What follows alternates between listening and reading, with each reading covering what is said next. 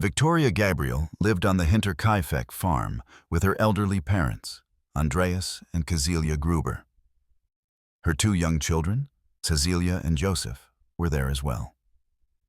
And their maid, Maria Baumgartner, had only arrived that very day. The family was known for their isolation. They kept to themselves. But weeks before the murders, neighbors heard unsettling rumors. Andreas complained of finding footprints in the snow, leading straight to the house, but none leading away. The sound of footsteps echoed in the attic at night. Yet when he searched, no intruder was found. Doors were found unlocked. Keys were missing.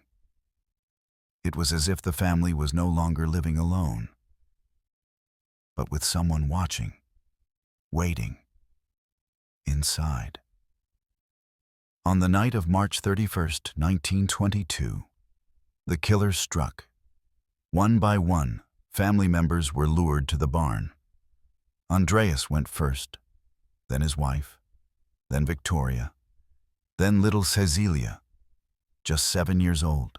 Each was killed with a mattock, a farming tool sharp and brutal. The young girl survived her first injuries, clumps of her hair torn out in terror before she too was silenced.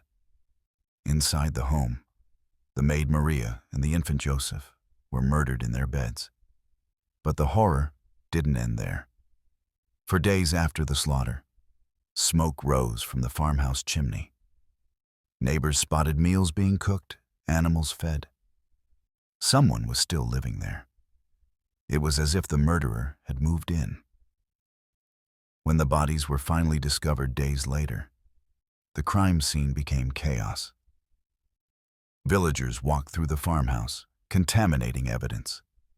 Investigators failed to secure the area.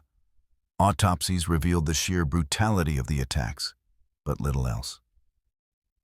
And so the theories began. Some whispered about neighbors jealous of the family. Others suggested a former lover of Victoria, enraged by rumors that Joseph was his son.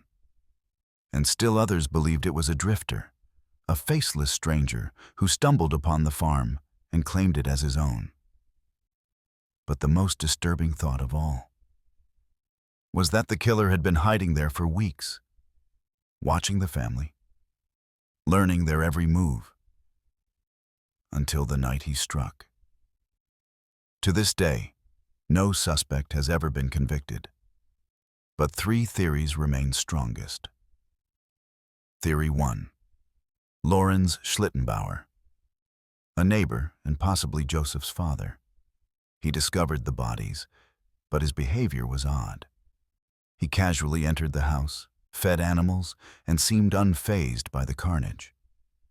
Some believe guilt made him act strangely. Others believe he was simply hardened by farm life. Theory 2. A family feud. The Grubers were not well liked. Andreas was known for cruelty and had a strained relationship with Victoria. Could an enraged relative or neighbor have snapped? Theory 3. The phantom intruder. The most chilling theory is that no one from the village was responsible. Instead, an unknown stranger had slipped into the home weeks earlier. The missing keys, the footsteps in the attic, the eerie noises at night. This theory suggests the killer had been living with the Grubers, unseen, until the moment of slaughter. And after finishing his work, he vanished into the night. The Hinterkaifeck farmhouse was eventually torn down. But even now, more than a century later, the murders remain unsolved. No fingerprints, no confessions, no answers. Just a family's final terror, and the chilling reminder that sometimes the monster is not outside in the woods. Sometimes it's already inside your home.